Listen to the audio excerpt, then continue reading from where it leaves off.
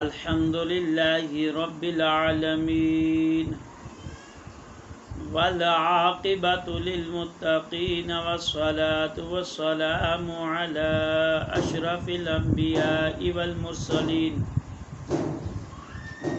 وعلى آله الطيبين الطاهرين أما بعد فأعوذ بالله من الشيطان الرجيم بسم الله الرحمن الرحيم قال الله تبارك وتعالى في قرآن المجيد والفرقان الحميد ولا تقولوا لمن يقتل في سبيل الله أموات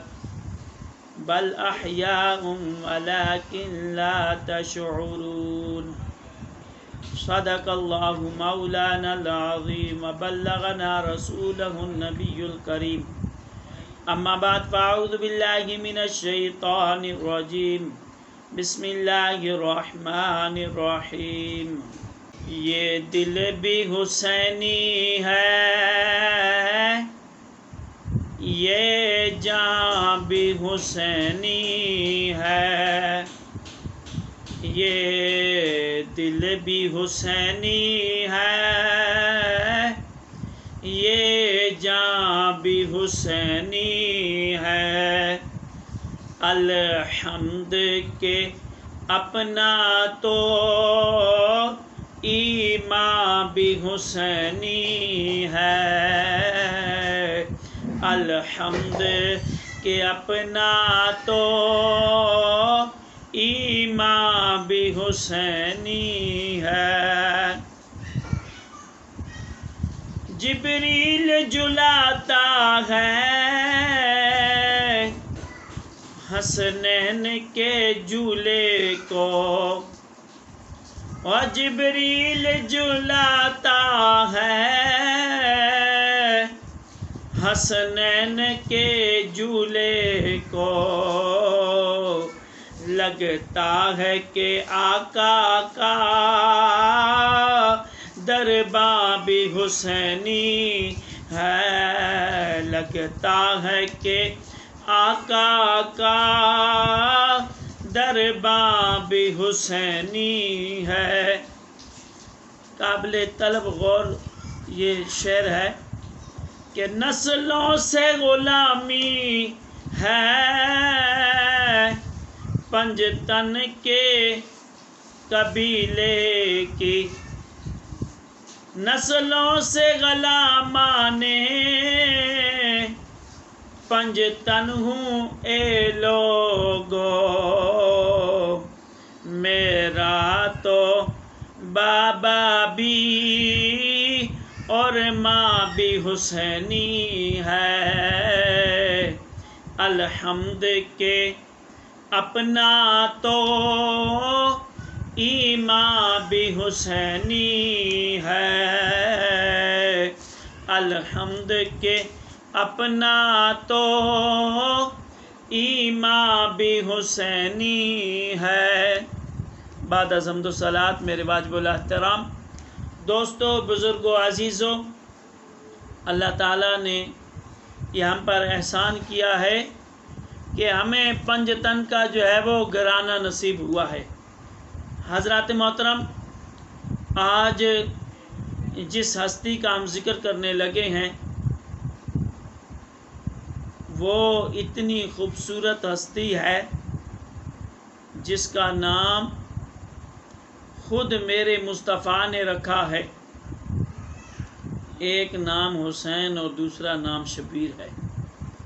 حضرات محترم حضرت امام حسین رضی اللہ تعالی عنہ کا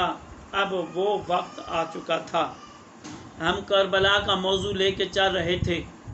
تمام اہل بیت کے جانثاروں کا جو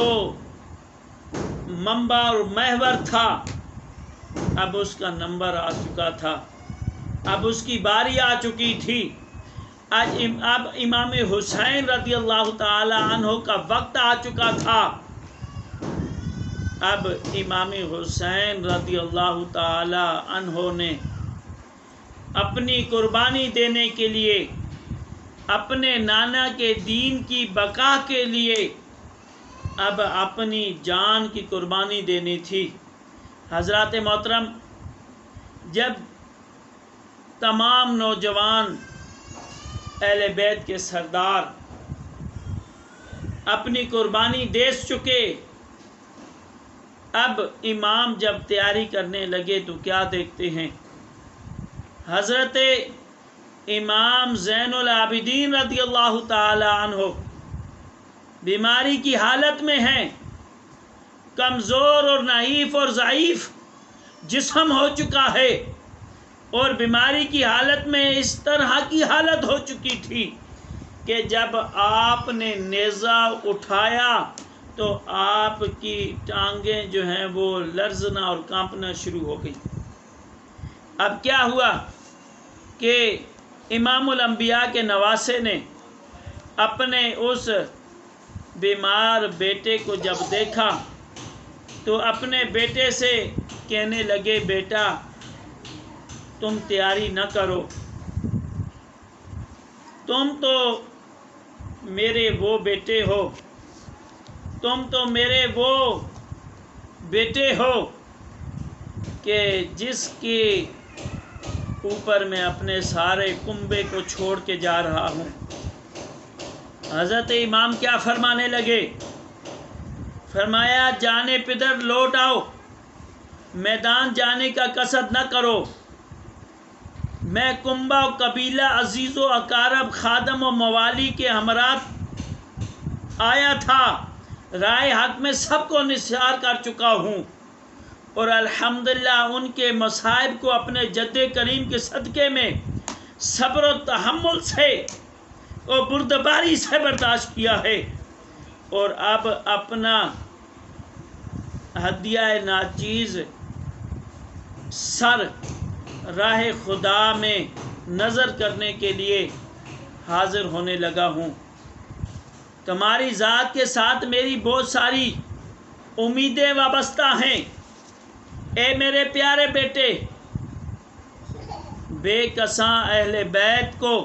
وطن تک کون پہنچائے گا؟ بیویوں کی نگہداشت کون کرے گا؟ اے میرے پیارے بیٹے، جد و پدر کی جو امانتیں میرے پاس ہیں وہ کس کے سپرد کر کے جاؤں گا؟ قرآن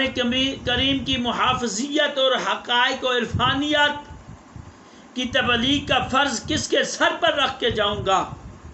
میری نسل کس سے چلے گی؟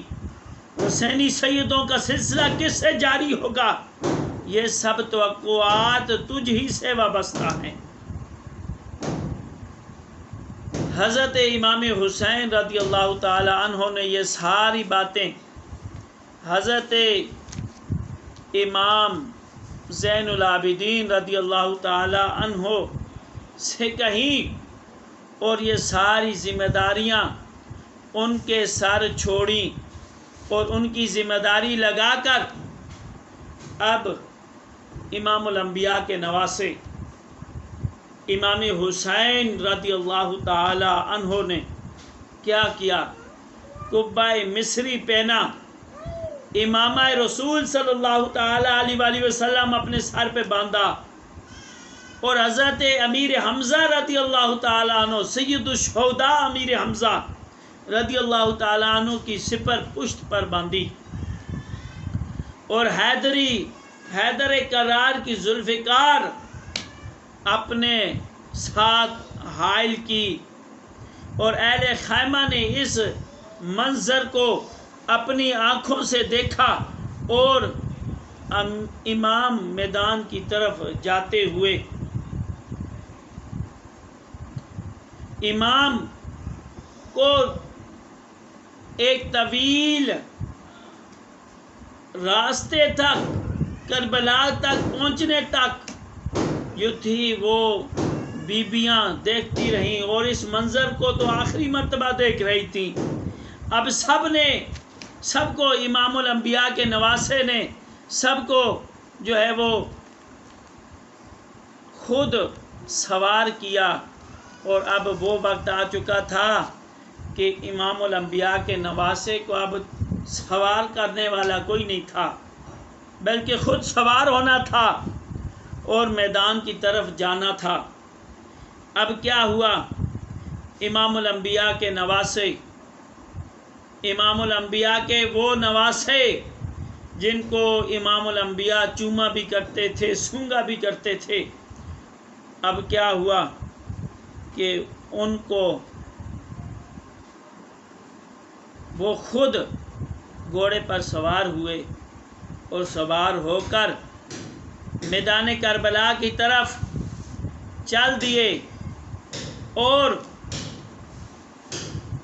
اس انداز سے چلے کہ خیمے سے چلے میدان میں پہنچتے صداقت کا روشن آفتاب اور سرزمین شام میں وہ طلوع ہوا، اور امید اور زندگانی اور تمنائے زیست کا گرد و غبار اس کے جلوے کو چھپا نہ سکا، اور مصطفیٰ کا فرزند حق پہ گھر کو لٹا کر، کنبا کٹا کر سر بکف موجود ہے، اور آپ نے ایک رجز پڑھی جو آپ کی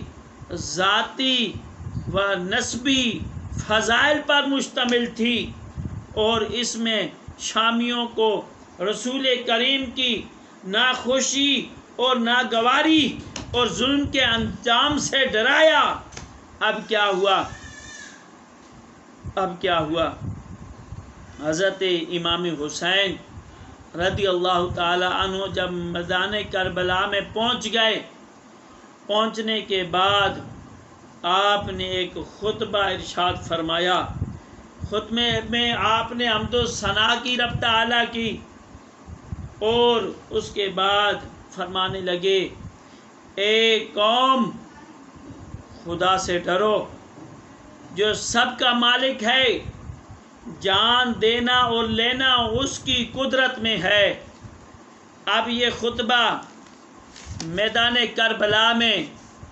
امام الانبیاء کے نواسے بڑے جاہ و جلال کے ساتھ اور بڑے زبردست انداز میں خطبہ دے رہے ہیں، اور خطبے میں کیا ارشاد فرما رہے ہیں؟ اگر تم خداوند عالم پر یقین رکھتے ہو اور میرے جد امجد سیدنا محمد مصطفیٰ صلی اللہ تعالی علیہ وآلہ وسلم پر ایمان لائے ہو تو ڈرو، قیامت کے دن میزان عدل قائم ہوگا، اعمال کا حساب ہوگا، میرے والدین محشر میں اپنی آل کی بے گناہ خونوں کا مطالبہ کریں گے۔ مولا علی اور حضرت فاطمہ الزہرا طیبہ طاہرہ عابدہ زاہدہ رضی اللہ تعالی عنہا جب میدان محشر میں اپنی آل کے خون کا مطالبہ کریں گے، حضرات محترم حضور سید عالم جن کی شفاعت گناہ گاروں کے لیے مغفرت کا ذریعہ ہوگی، اور تمام مسلمان جن کی شفاعت کی امید کریں گے، وہ تم سے میرے اور میرے جانثاروں کے بارے میں پوچھیں گے، جو ناحق تم قتل کر رہے ہو ان کے بارے میں پوچھا جائے گا۔ اب 70 سے زیادہ شہید ہو چکے تھے، اب میرے قتل کا، اب کیا کہہ رہے تھے امام حسین کہ 70 سے زیادہ میرے رفقا شہید ہو چکے ہیں، اب تم میرے خون کا ارادہ رکھتے ہو، خبردار ہو جاؤ، عیش دنیا جو ہے وہ پائیدار نہیں ہے، تم نے اس دنیا میں قیام نہیں کرنا، مستقل نہیں رہنا۔ اگر سلطنت کے طمع میں میرے در پہ ہو چکے ہو کہ سلطنت یزید کے پاس ہے اور میرے در پہ ہو چکے ہو، اس لیے مجھے موقع دو، میں عرب چھوڑ کر دنیا کے کسی اور ملک میں چلا جاتا ہوں۔ اگر یہ کچھ منظور نہ ہو تو اپنی حرکات سے باز نہ آؤ،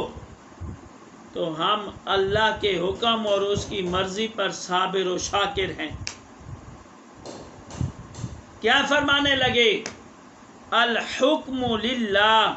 وردینا بقضاء اللہ۔ اب کیا ہوا؟ امام الانبیاء کے نواسے کے یہ کلمات جب کوفیوں نے سنے، یزیدیوں نے سنے، جنہوں نے چٹھیاں بھیجی تھی، جنہوں نے قاصد بھیجے تھے، اب جب انہوں نے یہ کلمات سنے امام الانبیاء کے نواسے کے،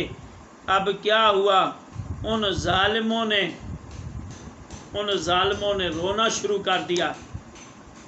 سب کے سب جانتے تھے کہ وہ امام الانبیاء کے نواسے کو بلانے میں یہ سب شامل ہیں، اور یہ بھی جانتے تھے کہ امام الانبیاء کا جو نواسہ ہے وہ مظلوم ہے، ہم ظالم ہیں۔ حضرات محترم، امام رضی اللہ تعالی عنہ کے خلاف ایک جو جنبش تھی دشمنان حق کے لیے آخرت کی رسوائی اور خودداری کا موجب ہے۔ جو امام کے خلاف جس نے بھی ایک جنبش کی، ان کے رفقا کے خلاف جنبش کی، وہ دشمن حق کے لیے آخرت کی رسوائی اور خودداری کا جو ہے وہ موجب بنے گی۔ حضرات محترم، اب یہی جو خطبہ امام یہ خطبہ دے رہے تھے، اب امام جب یہ خطبہ دے رہے تھے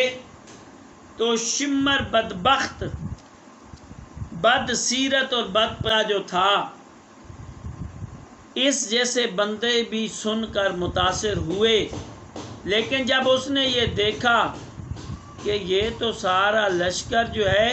امام کی باتیں سن رہا ہے، ہو سکتا ہے یہ ابھی کہیں پھر نہ جائے یہ سارا لشکر، انہوں نے تو رونا شروع کر دیا ہے، انہوں نے تو امام کی بات کو سننا شروع کر دیا ہے۔ اور وہ کیا کہنے لگا کہ آپ تقریر نہ کریں، اگر آپ یہ چاہتے ہیں تو آئیں، ابن زیاد کے پاس جاتے ہیں، اس کے پاس جا کر آپ یزید کے نام سے بیعت کر لیں تو مسئلہ حل ہو جائے گا، آپ جہاں جانا چاہتے ہیں چلے جائیں۔ تو امام کیا فرمانے لگے؟ امام جانتے تھے کہ ان کا انجام کیا ہے، اور یہ جو تقریر کی تھی یہ حجت قائم کرنے کے لیے امام نے کی تھی، تاکہ ان کی طرف سے کوئی عذر باقی نہ رہ جائے۔ حضرات محترم، اب امام نے فرمایا تم جو ارادہ رکھتے ہو پورا کرو، جس کو میرے مقابل بھیجنا چاہتے ہو بھیجو، بارز میرے مقابلے بھیجنا چاہتے ہو بھیجو اس کو۔ اب کیا ہوا؟ ایک بے حیا ابن زہرہ، اس کو امام کے مقابلے میں بھیجنے کی تیاری کی گئی، اسے کہا گیا کہ تو امام کے مقابلے میں جا۔ اب کیا ہوا؟ وہ آتا ہے امام کی طرف، تلوار چمکاتے ہوئے آتا ہے، ایسے انداز میں آتا ہے امام کو دکھانے کے لیے کہ میں بہت بڑا بہادر ہوں۔ اب کیا ہوا کہ جیسے ہی وہ امام کے قریب پہنچتا ہے، ابھی ہاتھ اپنی تلوار کو لگاتا ہے، اس نے ہاتھ تلوار کی طرف ابھی لگایا ہی تھا، کھینچنے لگا، امام نے ضرب ماری، سر کٹ کر دور جا گرا۔ اب اس کا غرور جو تھا، شجاعت کا جو غرور دکھا رہا تھا، وہ سارا خاک میں مل گیا۔ دوسرا بڑا امام کی طرف ہنرمندی کا اظہار کر کے سیاہ دلوں کی جماعت میں سرخری حاصل کرنے کے لیے نعرہ جو لگایا، امام کے مقابلے میں آ رہا ہے اور کیا کہہ رہا ہے کہ میں مصر کا بہت بڑا جو ہے وہ مقابلے والا ہوں، مصر میں میرے نام کے ڈنکے بجتے ہیں۔ اب کیا ہوا؟ اب یہ آیا، اب یہ بول رہا تھا یہ چیزیں، امام کے قریب آیا تو امام نے کیا فرمایا؟ امام نے فرمایا تو مجھے جانتا نہیں، جو میرے مقابل اس دلیری سے آتا ہے ہوش میں ہو۔ اب یہ شامی جو آیا تھا اس کو بھی امام نے ایک ہی وار میں نیست و نابود کر دیا۔ اور یہ شامی جو تھا اس نے کیا کیا، یہ جوان یہ سن کر بڑے تیش میں آیا جب امام نے اپنی تعریف بیان کی، اپنا نسب بیان کیا اور بتایا کہ میں کون ہوں۔ جب امام نے یہ بات بتائی تو اس کو تیش آیا،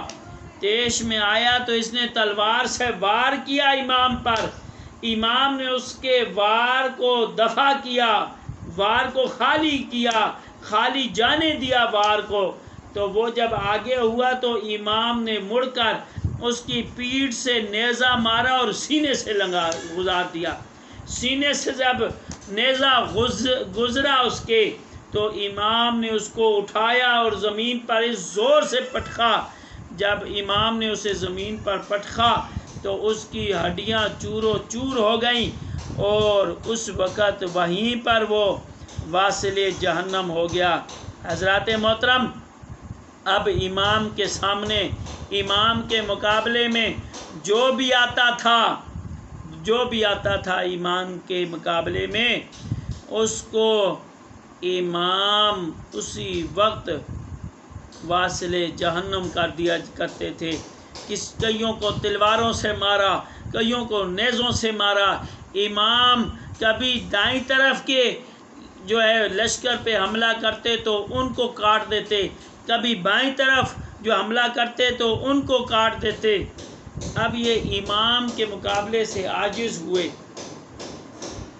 اور یہی صورت اختیار، یہ سوچ رہے تھے کہ اگر ہم یہی صورت اختیار کرتے ہیں تو یہ امام حسین تو ہزاروں کے ہزاروں پر بھاری پڑ جائیں گے، یہ تو ہزاروں کے لشکر کو جو ہے وہ پاٹ چھیڑ کر رکھ دیں گے۔ اور اب امام کا گھوڑا جس طرف بھی جاتا تھا تو پرے کے پرے اڑا دیا کرتے تھے، کاٹ دیا کرتے تھے۔ دشمن ہیبت زدہ ہو گیا۔ امام کا جو حملہ تھا اس سے بچنا مشکل ہو چکا تھا، اور یہ حالت تھی کہ جو آگے آتا تھا وہ کٹ جاتا تھا۔ امام کی جو تلوار ذوالفقار تھی، اس کی زد میں جو آتا اس کی گردن اڑ جایا کرتی تھی۔ اب کیا ہوا، ہزاروں آدمیوں کے میں گھیر دیے گئے امام۔ اس طرح کے امام کو ہزاروں آدمیوں میں گھیر لیا گیا اور ہزاروں کا لشکر امام پر لگاتار اس طرح وار کر رہا تھا، لیکن امام جو وار کرتے تھے وہ ایسا وار تھا، مورخین نے لکھا ہے ایسا لگتا تھا جیسے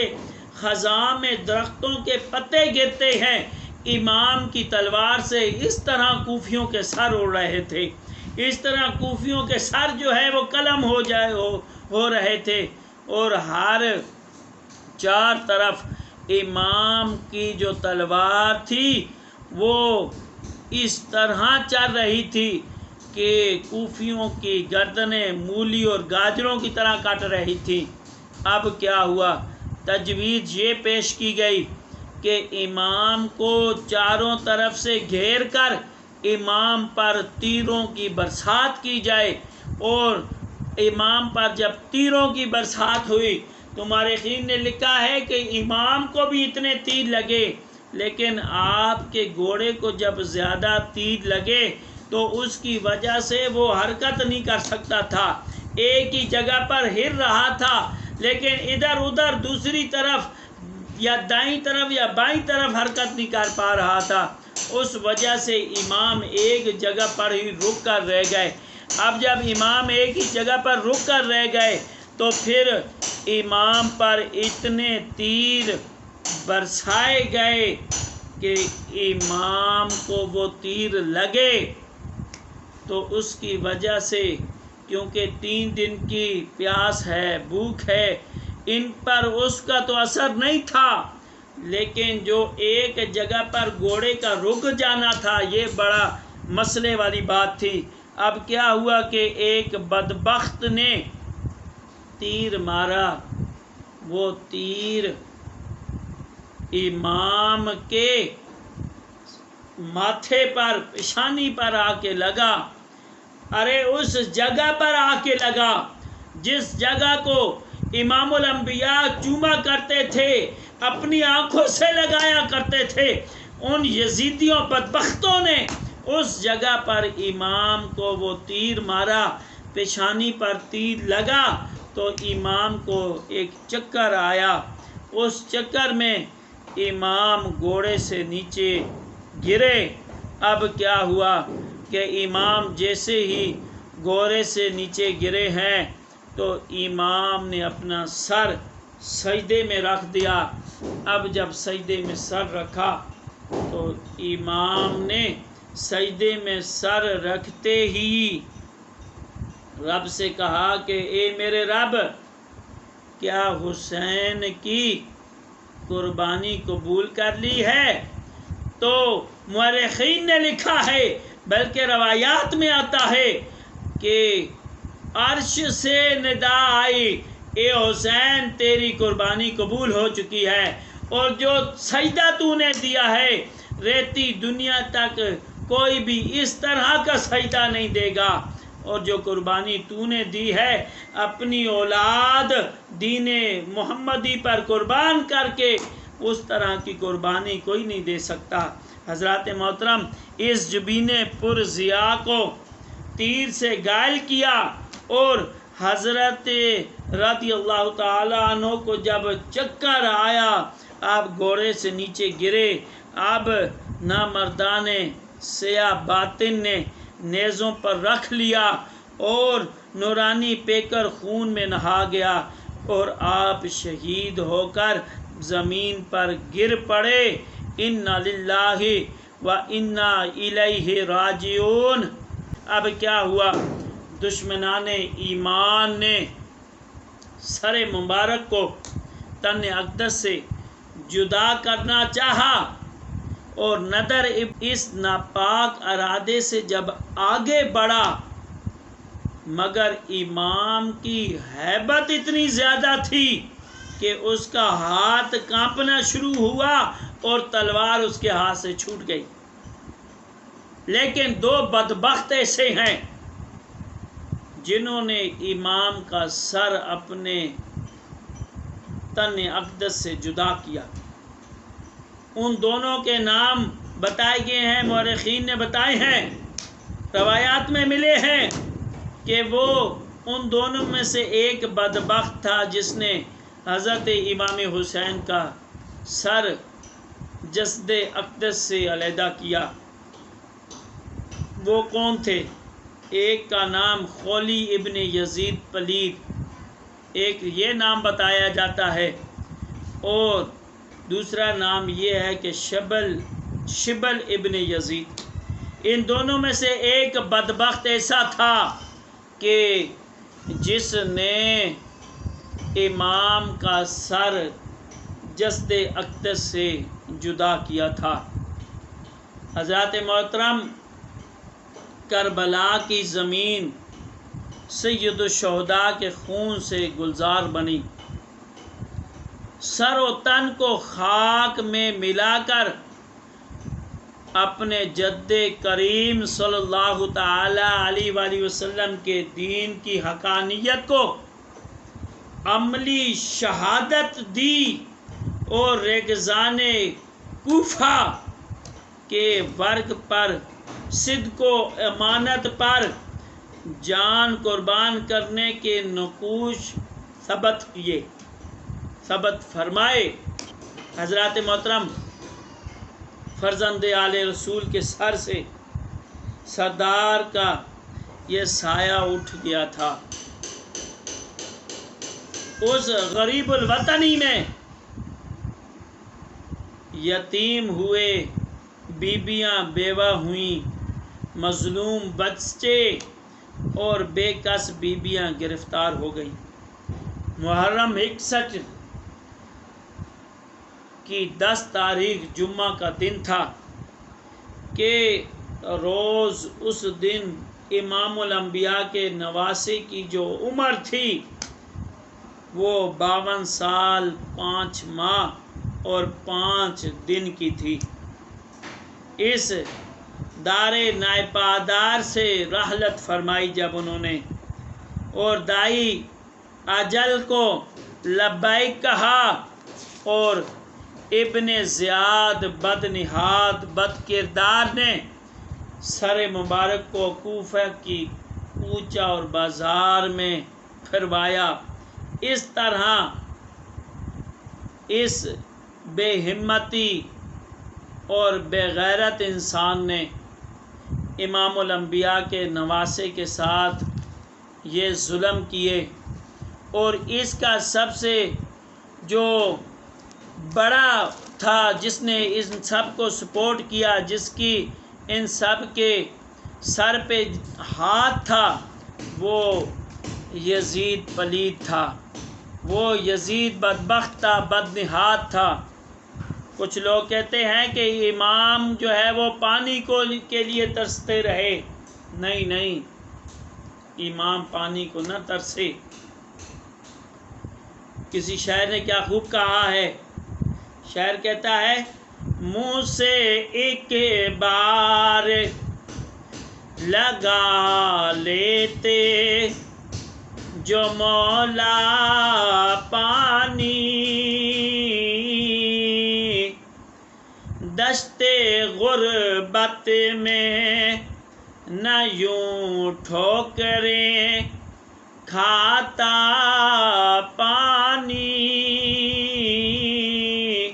منہ سے ایک بار لگا لیتے جو مولا پانی، دشت غربت میں نہ یوں ٹھوکریں کھاتا پانی۔ اور کون کہتا ہے کہ پانی کو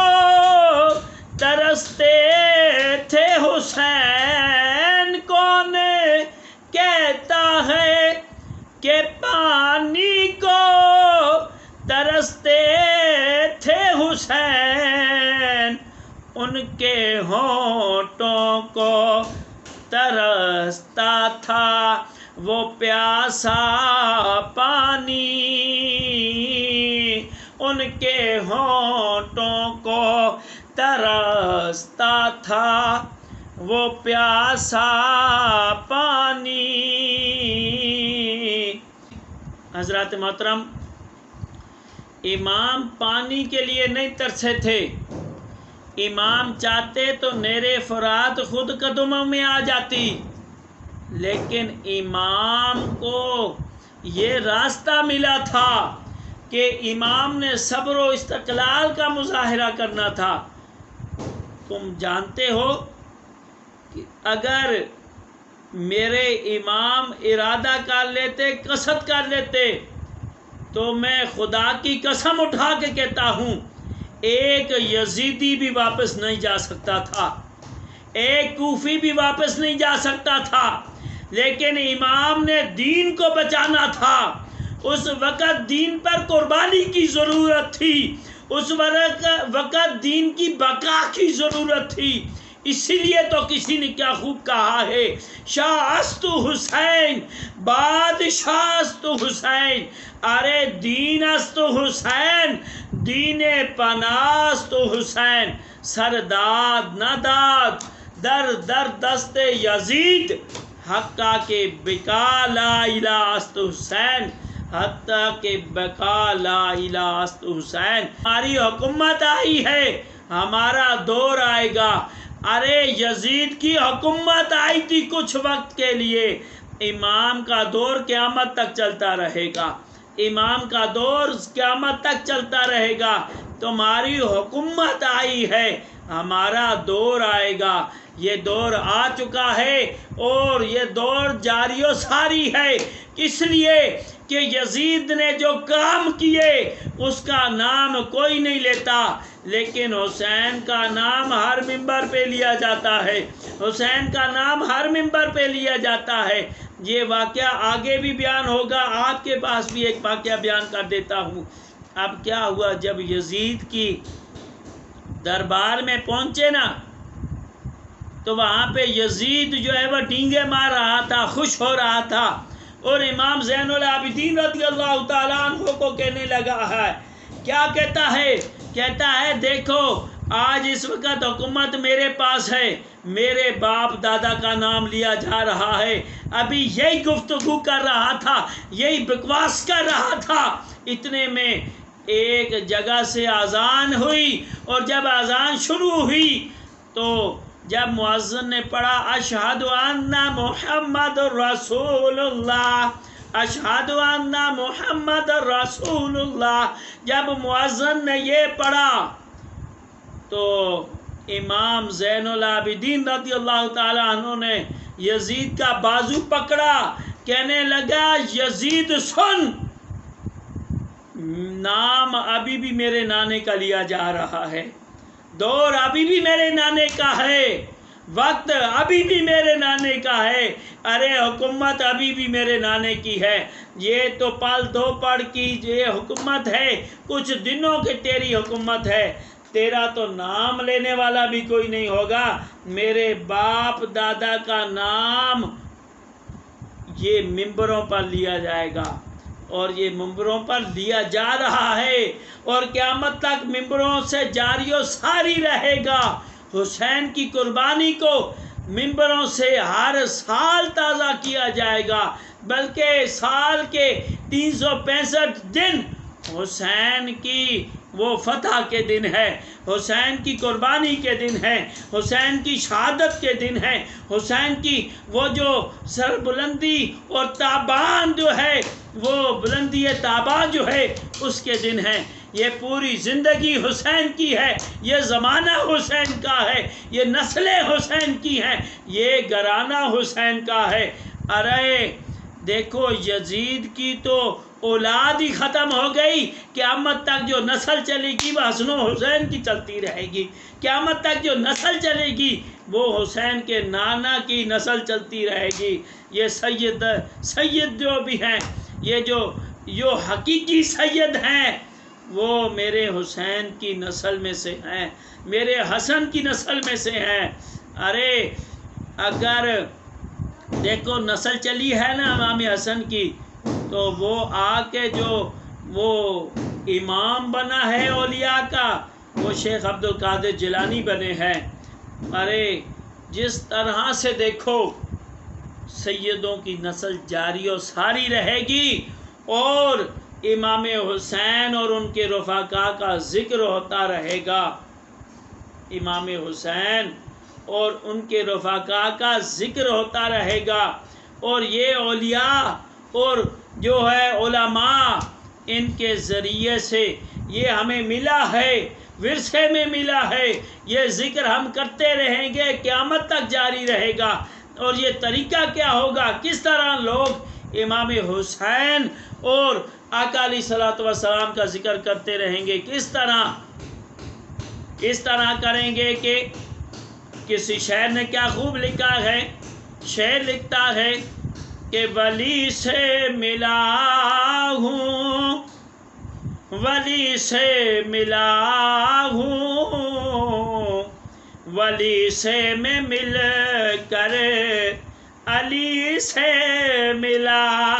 ہوں، ولی سے ملا ہوں، ولی سے ملا ہوں، ولی سے میں مل کر علی سے ملا ہوں۔ بتاؤ کس سے ملا ہے؟ حسین کے باپ علی سے ملا ہے، ولی سے ملا ہوں۔ اور ولی کون ہے؟ ولی وہ ہے کہ جس کو ہم غوث اعظم کہتے ہیں، اور اس کے جو قدم لگتے ہیں جب کسی کے گردن پہ لگ جاتا ہے رب تعالیٰ اسے ولایت عطا فرما دیتا ہے۔ اب کیا کہہ رہا ہے شاعر کہتا ہے ولی سے ملا ہوں، ولی سے ملا ہوں، ولی سے میں مل کر علی سے ملا ہوں، ولی سے ملا ہوں، علی سے ملا ہوں، علی سے میں مل کر نبی سے ملا ہوں، علی سے ملا ہوں، نبی سے ملا ہوں، علی سے میں مل کر نبی سے ملا ہوں، ارے علی سے ملا ہوں، نبی سے ملا ہوں، نبی سے میں مل کر خدا سے ملا ہوں، اطیع اللہ و اطیع الرسول، علی سے ملا ہوں، نبی سے ملا ہوں، نبی سے میں مل کر خدا سے ملا ہوں، ارے خدا کی قسم میری قسمت تو دیکھو، مجھے پنجتن کا گھرانہ ملا ہے۔ الحمدللہ ہماری قسمت میں پنجتن کی وہ نوکری لکھی ہوئی ہے۔ اہل بیت کی شان و عظمت بیان کرنے کا جو ہے وہ ہمارے قسمت میں لکھا ہوا ہے۔ اولیاء، صحابہ، اہل بیت، ان سب کا ذکر یہ اہل سنت، سنی، حنفی، بریلی کی قسمت میں آیا ہے۔ حضرات محترم، ہمیں اپنی قسمت پر ناز ہے کہ ہم صحابہ کے بھی ماننے والے ہیں، اہل بیت کے بھی ماننے والے ہیں۔ حضرات محترم، آج ہم نے امام الانبیاء کے نواسے امام حسین رضی اللہ تعالیٰ عنہ کا ذکر کیا ہے۔ رب تعالیٰ کی بارگاہ میں دعا ہے، رب تعالیٰ ہمارے اس ذکر کو اپنی بارگاہ میں قبول و منظور فرمائے اور ان کے صدقے میں ہمارے سیئات کو مٹائے، اور ان کے صدقے میں ہم سب کے، اور جو ہماری یہ ویڈیو دیکھے گا اس کے دل میں جو بھی نیک خواہشات ہیں، رب تعالیٰ ان خواہشات پر رحمت کی نظر فرمائے۔ وما علیہ الا البلاغ المبین۔ صدق اللہ العظیم۔